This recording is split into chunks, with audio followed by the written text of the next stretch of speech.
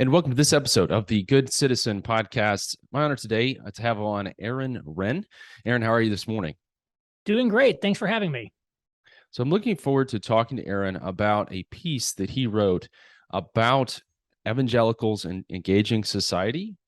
I found it extremely helpful in just thinking through our cultural moment. And so looking forward to kind of walking through a little bit of the history of how Christians have engaged the public square, where we are now, and where we're headed. So if you're unfamiliar with Aaron's work, Aaron's a writer and consultant in Indianapolis, co-founder and senior fellow at American Reformer. So kind of a past life in management and technology, also a senior fellow at the Manhattan Institute for Policy Research. And now he spends his time helping conservatives in the American church rise to the challenge of finding success in the 21st century. His work has been cited in a number of publications like The Guardian, The Wall Street Journal, The Atlantic, and others. So again, just our honor to have him on today. Aaron, let me kind of pass the baton over to you. If you would just share a little bit about your background, kind of your current position and how you're working to help the church. Sure. You hit a lot of it. I had three basic careers. I started off doing management consulting. So I did that for many years. Grew up in rural Southern Indiana, by the way, and then moved to Chicago, worked in management consulting.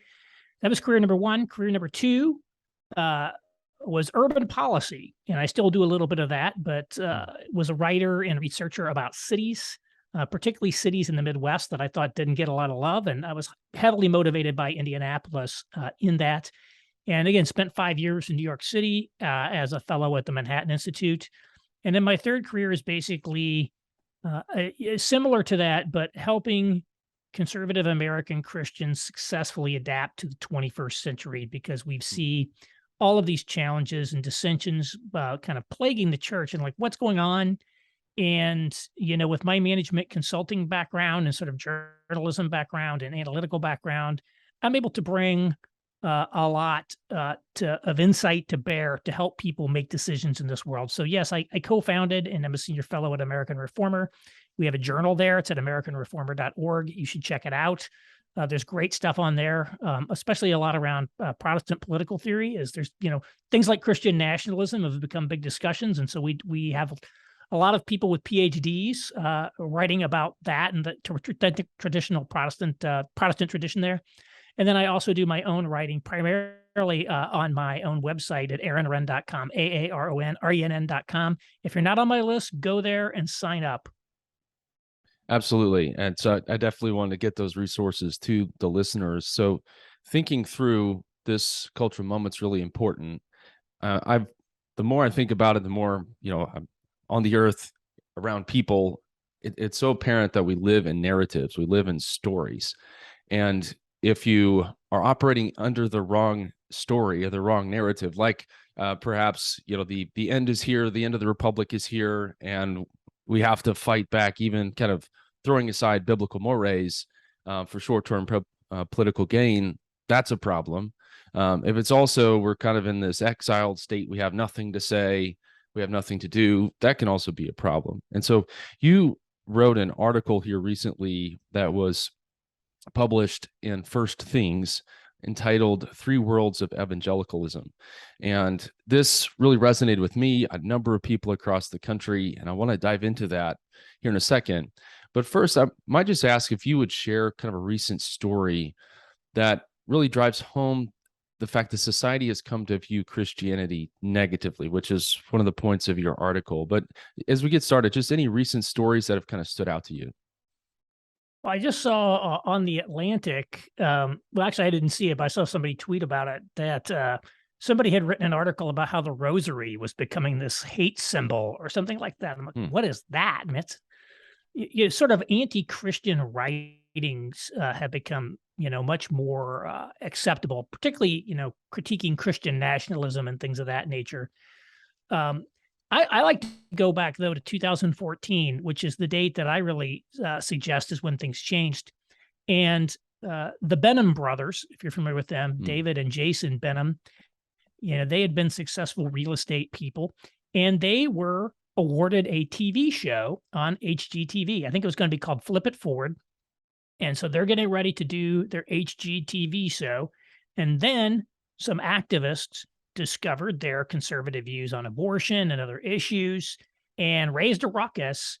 And they were basically, their show was canceled, even though they had officially signed on. They hadn't actually produced any episodes yet, but they were canceled by HGTV because of having conservative Christian views back in 2014. And if you just Google Benham Brothers, and you can find all their CNN appearances. It was a major firestorm.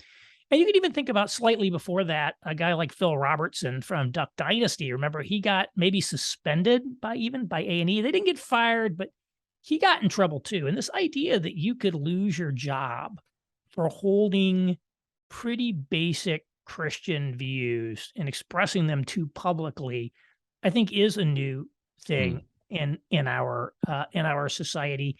And I would suspect that for people here in Indiana, although it's still a very religiously friendly environment in many ways, if you work for a Fortune 500 type company, people probably feel the pressure of, oh my goodness, there's a new party line and I better be careful what I say and how I act. That's true. I'm hearing actually over just the last couple of weeks, a number of questions kind of circulating about new pronoun policies. What are you going to do when they ask you to put your pronouns in your email signature? Can you do that? So those types of questions are coming up. There was one other element of your work that I did want to ask you about just briefly, and that was you've done a lot of work on kind of fatherhood or the position of men in society. And I think that would be an important thing to mention to listeners as well.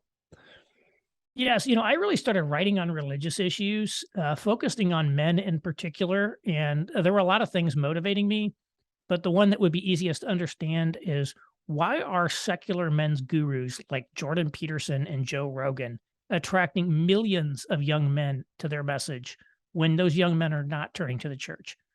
It's been well known for a long time that the church skews female. That's actually less true today. In recent years, there's been essentially a collapse in female attendance. So there's more parity perhaps than there used to be. But men are not turning to the church. They're not turning to pastors for guidance on life and how to be a man. And instead, they're turning to Jordan Peterson. And they're turning not just him. I mean, there's all these online figures out there. And why are they turning to them instead of to the church? And so I really wanted to engage on that issue. And that's really kind of what brought me in the door to starting to write about religious issues. And I do think it's sort of fundamental because we have a lot of internal problems. It's very easy and popular to talk about what the world is doing that we don't like.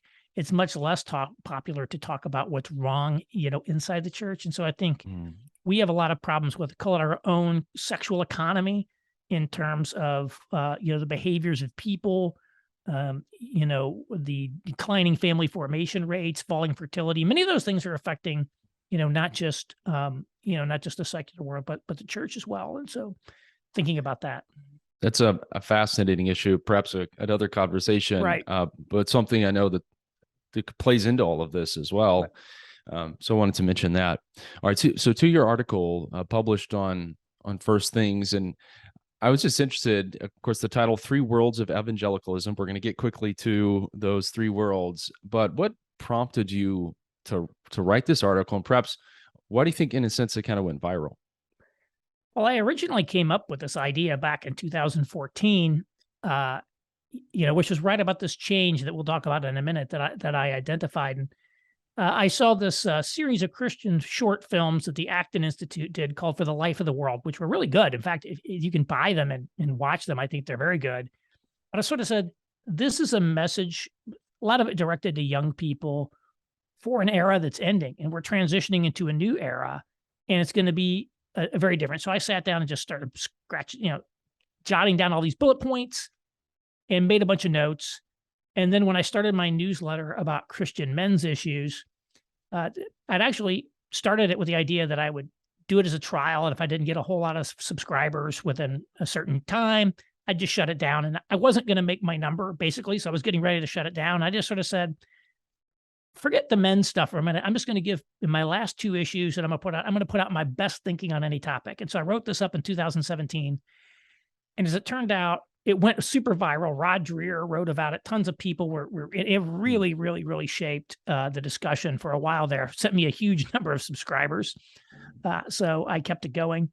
And then late last year, First Things asked me to write an update on it. So I took that and did a sort of an update and some new things and put it in there. And, again, it kind of went viral again. Because it gets to the heart of what people are sensing in the world and helps give them a framework and a language to talk about it. So would you jump into we've talked about these three worlds of evangelicalism. Would you list them, just kind of explain them, and then we'll dive into each one in turn? Sure. It's interesting. Earlier, you talked about different ways that Christians have engaged the culture. But the three worlds actually starts in the reverse. And so if you go back to H. Richard Niebuhr's famous book, Christ and Culture, he talks about the different ways that, Christians have viewed the relationship between, reason and revelation, Christ and culture. My three worlds framework takes the opposite track at first. And it says, how does secular society view religion? How does society view religion? And I go back to, say, the 1950s. Was the high watermark of church attendance in the United States. About half of people attended church on Sunday. The mainline, it was mostly kind of a mainline Protestant-dominated society. We still had a sort of Protestant establishment in that era, although there had been substantial assimilation of Catholics and Jews and the post-Ellis Island era into what they called the triple melting pot. We don't need to get all that. But essentially, this was still a Christian normative society in the 1950s. People went to church just because it was kind of socially expected that that's what you do. They weren't even necessarily great believers. Eisenhower, famously made this quip when he didn't basically become a church attender until he became president. Then he was baptized and attended a Presbyterian church. He's like, our system, only works. If people have a faith in God and religion, and I don't care what it is, we just got to have some religion. Right. And so that was sort of that era. But starting in the 1960s, and you could date it really to the Kennedy assassination. So say late 63, early 64, the status of Christianity in society began to decline. And it entered a long period of decline that continues to this day. And you could say decline in terms of attendance, fewer people attending churches. And you can say decline in terms of a questioning and rejection of traditional Christian sort of moral teachings and ethical teachings. And so a lot was happening there. We had the 60s sort of cultural revolutions ongoing. We had the sexual revolutions of the 70s. A lot of things happened there. The end of communism played a big role, I think, in this, the collapse of the Protestant establishment. But a lot of things happened. But whatever the case, Christianity started going into this decline in the post-1964 world. And this period of decline, I divide into three different phases, what I call the positive, neutral, and negative world. In the positive world, which lasts from 64 to 94, Christianity is in decline, but is still sort of viewed as a net social positive. To be known as a good church-going man, kind of boost your social status in society. People think you're a good guy. And Christian moral norms still have, essentially, they are the norms of society. Then in 1994, we hit a tipping point and enter what I call the neutral world, which lasts from about 94 to 2014. And then in neutral world, Christianity is no longer seen as a positive, but it's not really seen as a negative either. It's one more sort of personal hobby or affectation you could have among many. And, Christians were just one more participant in a pluralistic public square. So we might meet and I'd say, well, I'm a Christian. You say, well, I'm a vegan. Let's talk. It's that sort of thing. And Christian moral norms sort of held a residual force in that era. I'd say residual force. Then in 2014, we had this decline, reached a second tipping point, and we went from a place in which Christianity was viewed positively and then neutrally, but now it's negatively. So we're in this negative world, which basically means that society at large views Christianity negatively. To be known as a Christian, as a church-going, Bible-believing Christian, especially in the elite domains of society, is a big social negative. And Christian moral norms are expressly repudiated and, in fact, seen as a threat to the new public moral order of society. And so those are the three worlds. A lot of the challenges that we see in the evangelical world today come out of the fact that we are in this negative world, which has really been a massive disruption, I think, in a lot of way people interact with society.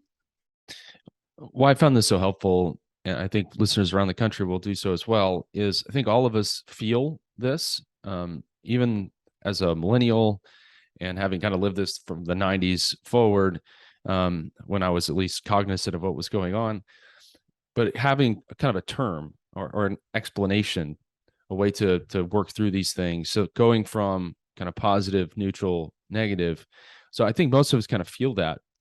What I wanted to dig into a little bit is how the church responded in these various eras.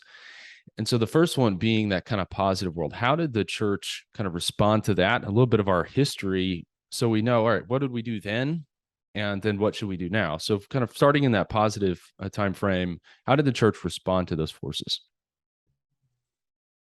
I would say there were two principal responses by the evangelical church in that era. And I would say, just to give some evangelicals some credit, this is the era in which the mainline congregations that had been so dominant went into a decline from which they've never recovered. They were unable to adapt to this new reality of decline of Christianity in America. And I would say the really sort of traditional hardcore fundamentalists, they kept going, but they remained essentially in their lane or their niche. It was really evangelicalism which proved highly adaptable to the culture and really became kind of known as an evangelical nation around that time. And so there were two real movements that came about in the positive world.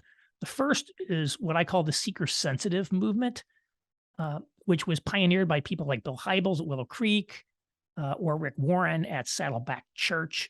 And this really drew on some of the things that had developed in the Jesus movement, which was the sort of the Christian expression of the counterculture. And it basically said, look, we're going to downplay denominational distinctives. We're going to get rid of everything that people don't like about church. And we're going to create a more consumer-friendly culture to get people in the door. So they detected that people were starting to not go to church anymore. So how do we reach the unchurched? So a guy like Bill Hybels went door to door in suburban Chicago asking people why they didn't go to church. He's like, I'm going to design a church that these people want to go to. And this became very successful. And what we think of today as the non-denominational suburban megachurch is really the inheritor of the seeker-sensitive tradition in a lot of ways. Mm-hmm. There was also a second strain which came out of somewhat kind of Pentecostally, fundamentalist, and also some kind of evangelical, which was the strategy that I label culture war. And these are people who saw that society was trending in a non-Christian direction, particularly on moral issues. There was Roe versus Wade, sexual revolution, et cetera. And they said, we're going to fight back. We're going to take back the country. And so this movement was, pioneered by people like Jerry Falwell, Pat Robertson. And this led to essentially a very combative, hostile relationship with the culture, very focused on politics, and which ultimately, ended up bringing evangelicals heavily into alignment with the Republican Party during the 1980s. Up into the even early 80s, the evangelicals have been predominantly Democrats. People forget Jimmy Carter was the first evangelical president. 76 was Newsweek's You're the Evangelical. Right. So this became the root of what we now call the culture war strategy. I think it was James Davison Hunter wrote his book in the early 90s on that. And these are the people who are like, we need to fight culture wars. We need to fight abortion. We need to fight whatever. We're going to fight with the culture, and we're going to attempt to respond to these political moves against the church, which I believe were political moves initiated by the secular left, particularly through the courts initially, to try to fight fire with fire there.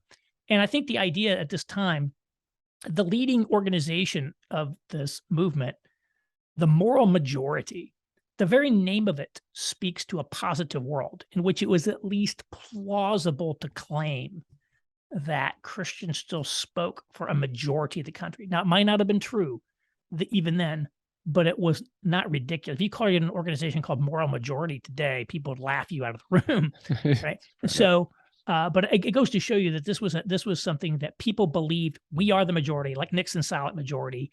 And if we vote, if we get engaged, we can turn this ship around and reverse course.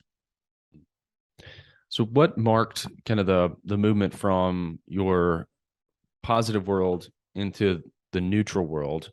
And then how did the church respond to that neutral world? Yeah, there's a lot going on there. I picked 1994 as the date. You could have picked 1989, which was the fall of the Berlin Wall. The end of the Cold War has a lot to do with it. The culture warriors weren't just culture warriors; they were cold warriors. Think about the very name Liberty University. Falwell actually renamed his school Liberty University, very much associating this with an American political tradition of liberty. In the Cold War, there was this idea that communism represented essentially an atheistic movement, and therefore Christianity and religion were a part of our propaganda war, if you will, against the Soviets. So, under God was added to the Pledge of Allegiance in the 1950s. In God We Trust was put on our money in the 1950s. A lot of people today try to act like, well, that's just more Christian nationalism. But in part, that was part of Cold War thinking about the world. Is we want to identify, ourselves with religion. We were particularly appealing to persecuted, religious minorities, so the Catholic Church in Poland and stuff of that nature. Once the Cold War falls and you no longer have this atheist, godless communism, you don't really need Christianity to be part of the American ideology, for sort of geopolitical purposes. So the fall of the collapse of communism played a key role. I also think the resurgence of cities played a key role. I picked 1994 because that's the year Giuliani became mayor of New York City.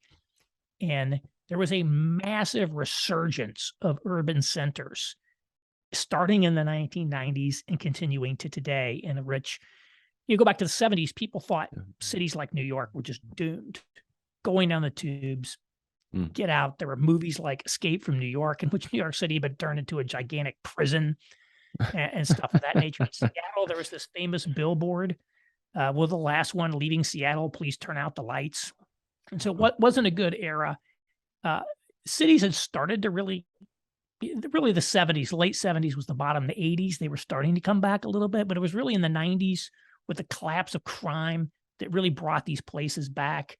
It's no more Death Wish movies or Dirty Harry. It's now Friends. It's Seinfeld. It's a different view of the city. And the resurgence of sort of an urban sensibility, which, cities have tended to be very socially progressive in a lot of ways. And so the resurgence of those and the draw of young people into these cities created a different cultural milieu that became very, very influential in America, because these are the places that really contain the majority of our culture shaping institutions. So those are two things that I think played a role. But at some point, if you're in decline, you're going to hit a tipping point at some point, just by the very nature of being in decline. But those are a couple factors that I would identify. Just those two factors that you mentioned, aware of the history. We're in this nuclear end game. The high stakes end game with the Soviet Union. And I think you pull out all the stops, you have to win this. And so American leaders are calling to religious leaders to assist, trying to find some moral distinction, some moral superiority. And I had not thought before reading your article about how much that influenced the moral majority and the church kind of coming back into politics. And so that is a huge stream.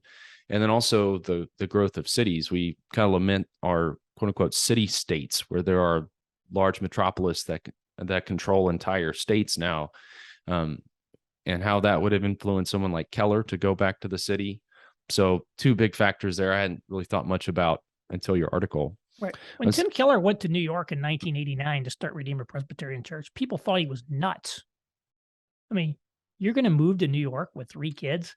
In fact, he was not the first choice for the job. Multiple other people turned it down before he finally took the job. Wow. And people do not appreciate how risky that was. That was an incredibly courageous move by him that if you took an objective view of the world, you would say he was nuts to do that. Mm. And that is part of the way the church kind of responded, if I understand from your article, is this idea of kind of cultural engagement was how the church thought, all right, we've pivoted into this neutral world. What are we going to do now? Would you explain that a little more? Yeah. So, the culture war and the seeker sensitive movements never really went away. But in this neutral world, we saw this development of something that I call cultural engagement, which is really, in some respects, the opposite of the culture war. Culture warriors tended to be kind of backwoods fundamentalists like Falwell or, in Lynchburg, Virginia, or, Pat Robertson in Virginia Beach, or Jimmy Swaggart down in Baton Rouge. You just look where these people are. They tended to be outside, kind of outside the mainstream places. The culture engagement movement were people who were in cities. And again, I would put Keller as a paradigm of this. He's like, first off, we're not here to bash every aspect of modern culture. There are actually a lot of good things about the culture. Hey, by the way, the life of the mind is actually important. So these people were much more intellectual. They appreciated the arts. They said, we have this secular environment that we're in, New York City.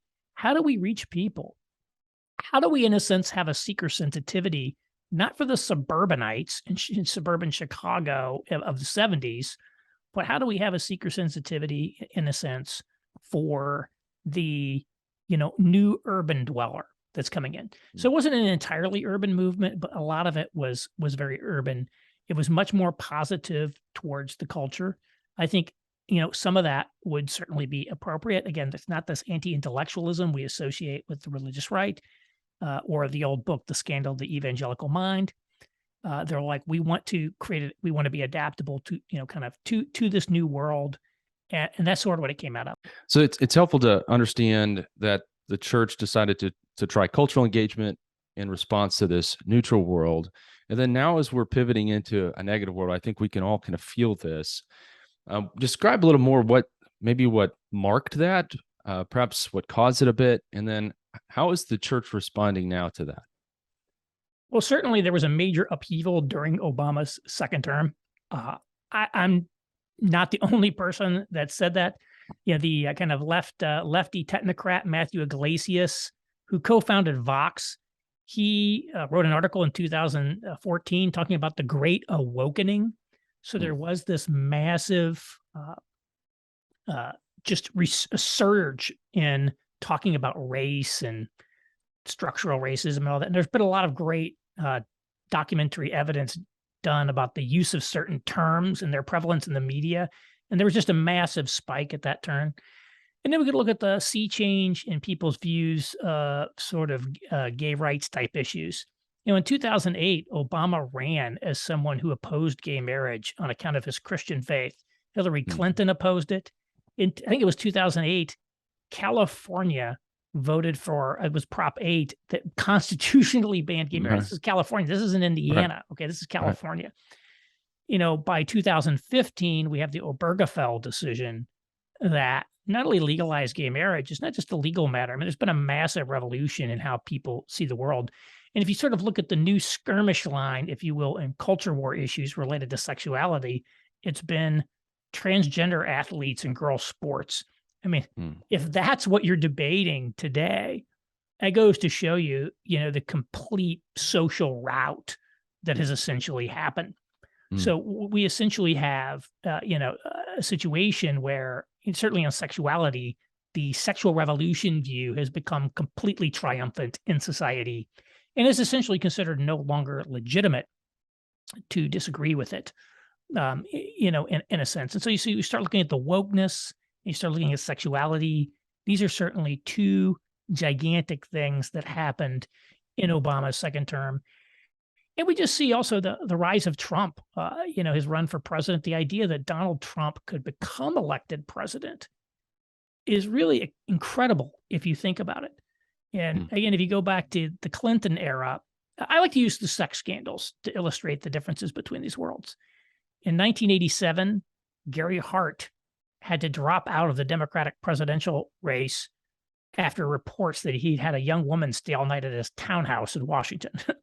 The fact that he might have been having an affair basically caused him to get blown out of the water. By 98, with Clinton and Lewinsky, he was badly damaged by that scandal, but he survived it. People sort of said, "Hey, we need to distinguish between private reprehensible behavior and sort of public performance in office."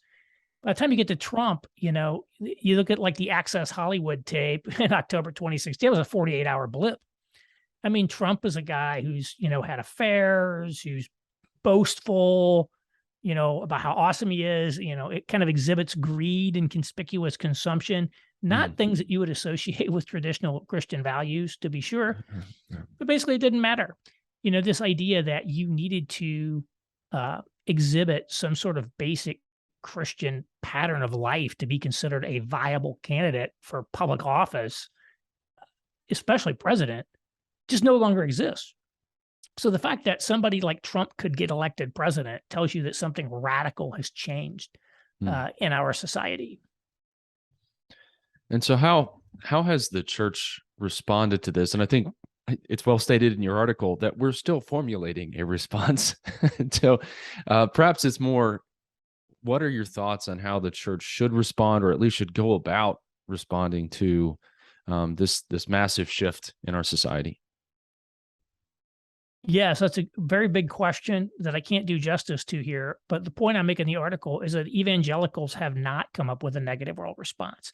With this neutral world transition, there was the emergence of this new cultural engagement strategy. With the shift to the negative world, the only thing that really came out on that was Rod Dreher's Benedict option. Now, he's an Eastern Orthodox, formerly Catholic, not evangelical. And evangelicals sort of poo-pooed his book when it came out. There was a lot of mostly negative reviews, I'd say. It wasn't so much that it was too Catholic, I think, is that there was sort of a sense of denial. I think until very recently, there'd been a sort of sense of denial as to kind of the nature of the world that we're in. Part of it is because a lot of evangelicals live in places like Indiana. I mean, in most of Indiana, it's still the positive world.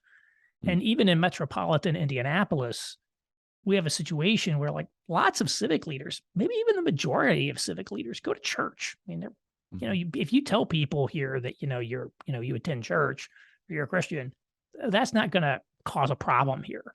Even in Indianapolis, whereas you get to New York or Boston, less so New York. New York's a unique case. Chicago, San Francisco, Boston is going to be very, very different.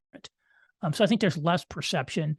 But it has been having an effect. So I think what people have been doing is they've sort of been doubling down on their existing strategies. Only these strategies are sort of deforming. Again, the culture war, I would say, as an example of the deformation is the embrace of Trump. Historically, they would have said character is a deal breaker. With Clinton, that's a perfect example. Clinton's character is so low that he is not qualified to be president. Well, with Trump, people are much more likely to overlook character defects, and it's sort of could I call it a realpolitik kind of view.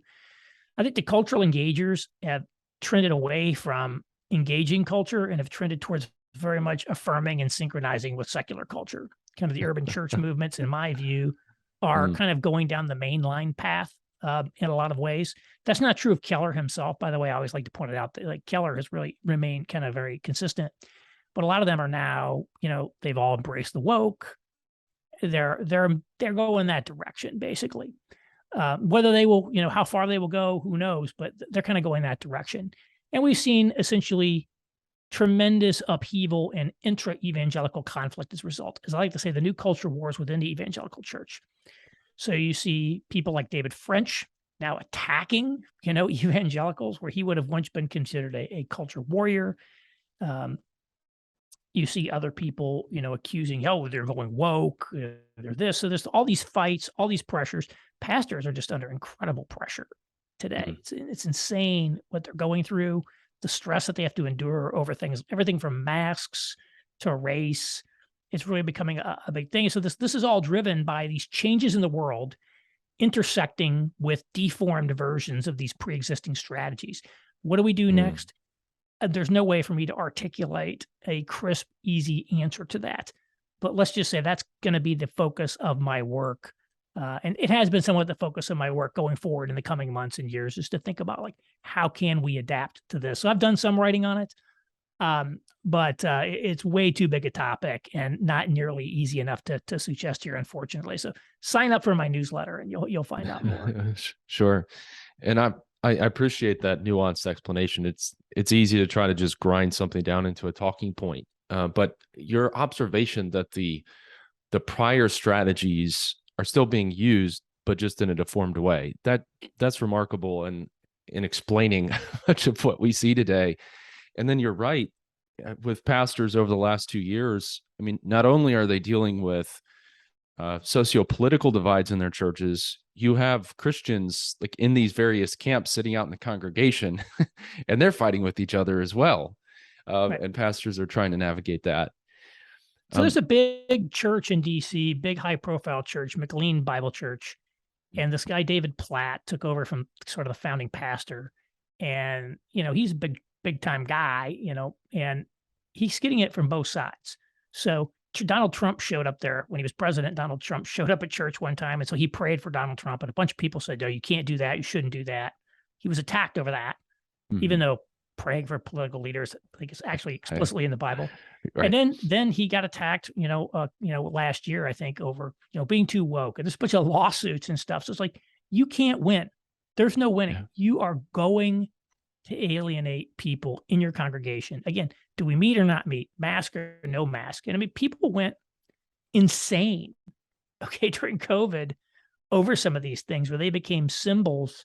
Some of these COVID response issues became, bigger fault lines than anything else I've ever seen, which is a little crazy. And so I think the point is, one of the things I would just say for the negative world is you need to structure your life and your ministry to be in a much more high conflict, high pressure environment, because it's going to be increasingly difficult to have kind of a kumbaya approach. And then that's, I think, probably worth the price of admission here for the podcast. Yeah. is to understand that ministry is going to come with this, and everybody, I think, is waiting for it to get back to whatever normal was. But these divisions and disagreements, I think, are here to stay. And what you said, I think, really emphasizes what we're trying to do here in the state of Indiana, as well around the country, is this thing called Christian citizenship. I mean, you look back through the ages, it's never been easy. It's always been difficult to navigate all of these different demands. You think of someone like Luther and the Peasants' Revolt. I mean, he's dealing with all these things. But it stresses the importance of believers coming together to think through these things, to work together to try to hammer these things out, to do it well. And a couple of weeks ago, I had an opportunity to attend, I thought, just a fantastic evening with you and Andrew Walker, just fielding some questions, kind of explaining some of these things, and had a chance to ask kind of this question of maybe this kind of the strategy right now is we're working through that, trying to figure out the best way forward. But kind of what's the vision? I mean, maybe kind of the best thing that we could hope for and push for, given the fact that we realize we're in this negative world. And you had particularly a story about your grandfather that just really moved me. And so I kind of wanted to ask that question again, just as we look towards the future. We know where we are. I think your three worlds have helped us kind of navigate that. But kind of who look to the future, what would that vision for Christian citizenship be? Well, I think the ultimate vision should be for a re-Christianized society, sort of a re-evangelization of society, and a, transformation of American culture, by the gospel. It certainly won't look like it looked historically, by any means. And we're a long way from that. And it won't happen in my lifetime. It might not happen in your lifetime.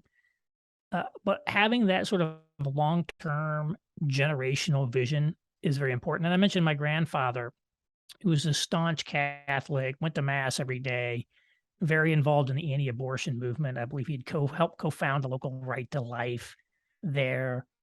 And, he passed away about maybe 10 or 15 years ago. And, at his funeral, the biggest wreath, the biggest flowers that were sent was from the local Right to Life. And it just said, "The unborn, thank you."